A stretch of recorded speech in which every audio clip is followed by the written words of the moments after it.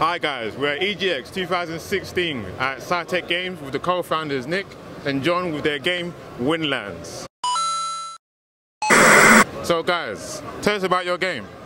So Windlands is like a platforming game where you use grappling hooks, you fire them, and you fly around these big open worlds, exploring them, collecting all these crystals to open up more and learn about what's happening in this sort of devastated world, how it became that way, and just, you know, completing challenging maps and collecting things, and it's good fun, isn't it?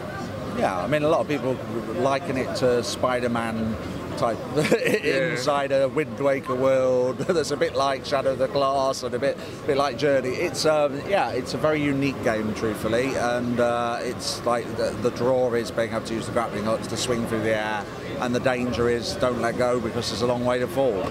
Yeah, I experienced that a few times myself, to be honest. Like, I was swinging, again, feeling like Spider-Man, and I just let go. I was like, oh snap, I'm going into oblivion. But yeah, I felt that quite a couple of times. So what influenced you to do this kind of game?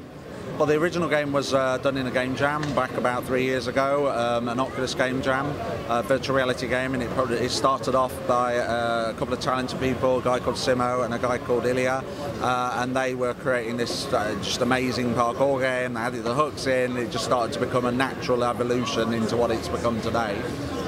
So the team at CYTEC Games was ended up being about 8 people, and we just progressed and found out what works and what doesn't work in VR, and you know, started to learn really about VR. VR is not an easy thing to do. You have to hit 90 frames a second. You have to do an awful lot to engross the people in the world with giant robots and everything else.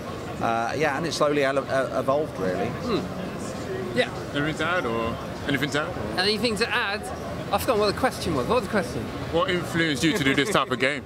Oh yeah, so yeah, well, I mean, once we all came together as developers on the game, it was sort of the reaction to people playing it, and sort of how they reacted to being able to have that freedom, being able to explore the world. I mean, we'd started looking, because we've got the titans in this game, you know, these big giant things. We started thinking about, oh, what if you started, you know, having enemies to fight and things. But once you start seeing people playing it, and you see how much they enjoy just the freedom part of it, the swinging and sort of soaring through the air and stuff like that, the game very quickly focused down on making sure that was the core of it, and you know, we were kind of maximising the game for that, making that as enjoyable as possible and as much as possible. Yeah, and a lot of it's led by what we wanted in the game. We're all big fans of Windlands. You know, if you were here when this place closes tonight, all of us will probably jump on and have a go. You know, you sit here watching it all day long, and then it's sort of quite exciting to have a go on the challenge levels and do some of the more hard content later on.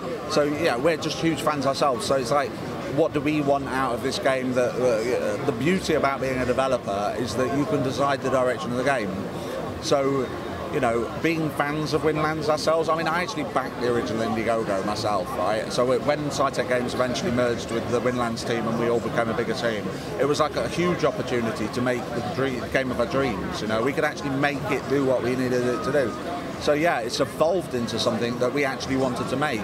And we're just like, if you look, we're on the HTC Vive and the Oculus, and we've learned a lot about being in the public realm and listen to our community and get all that feedback. So to be here today on a PlayStation VR and be one of the launch tabs on that, it's like, it's just an amazing journey.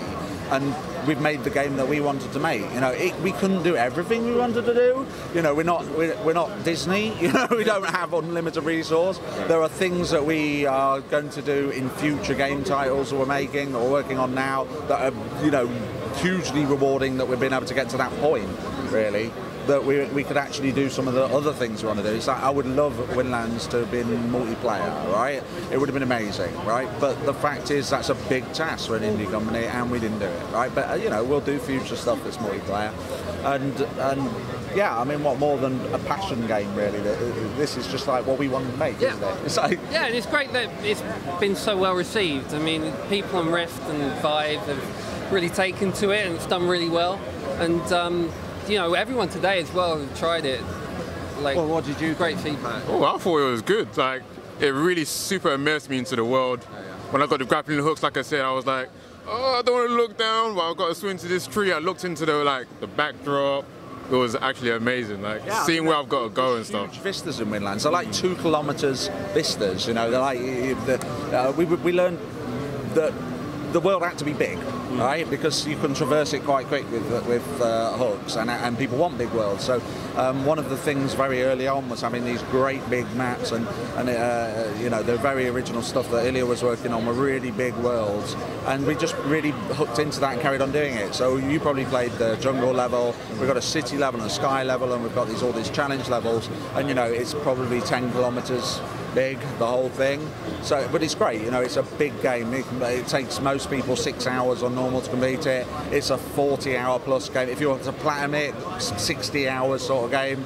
There's 120 tablets. Did you see a tablet? A single one? Don't think so, no. See, exactly, must be that big. There's 120 of them hidden around the world, sometimes on plane show, but quite hard to get to, sometimes, you know, very hidden in like a cave or something.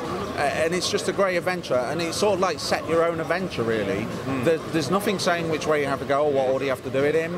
You know, it's not obvious whether you go up or down or left or right, and you have to find those patterns. And as it's a really deep game, you start off and you think, oh, this is quite simple, but later on it gets really deep. There's you know, it's proper physics hooks, so you can do incredible moves like jump off cliffs and hooking on at the last minute and getting all that, you know, trajectory to push yourself.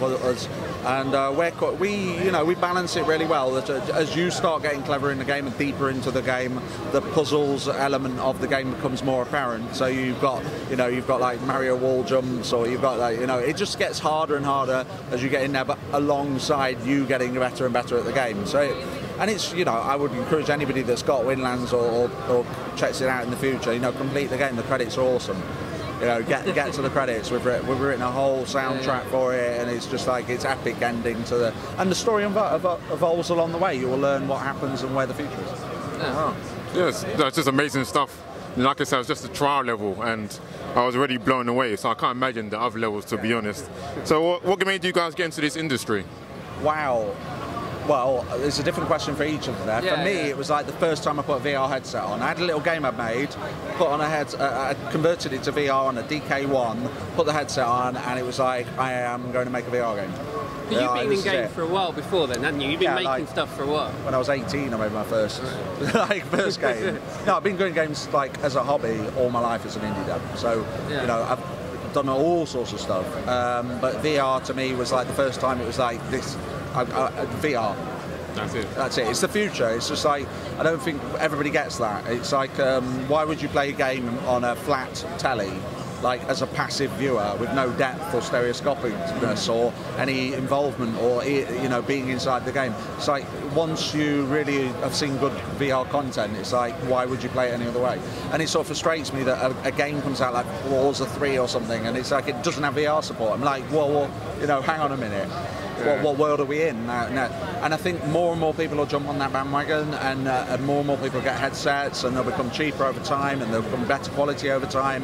And you know, at some point, you will not be able to write a non-VR game. You know, you couldn't do Sniper Elite 6 without not VR, because people would just be an uproar. There'd be a riot on the doorstep of rebellion. You know, it's like. PlayStation bringing out a headset, I think, is a good indication of how big things are getting.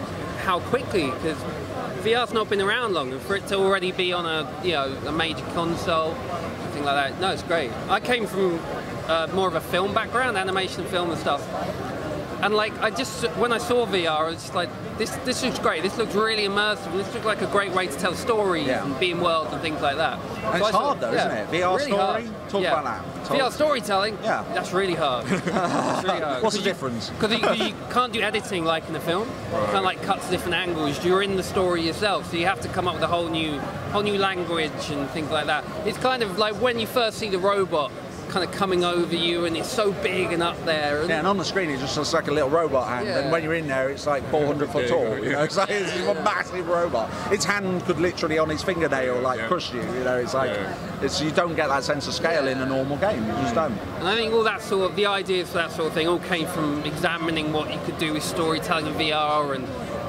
that kind of thing as well. So.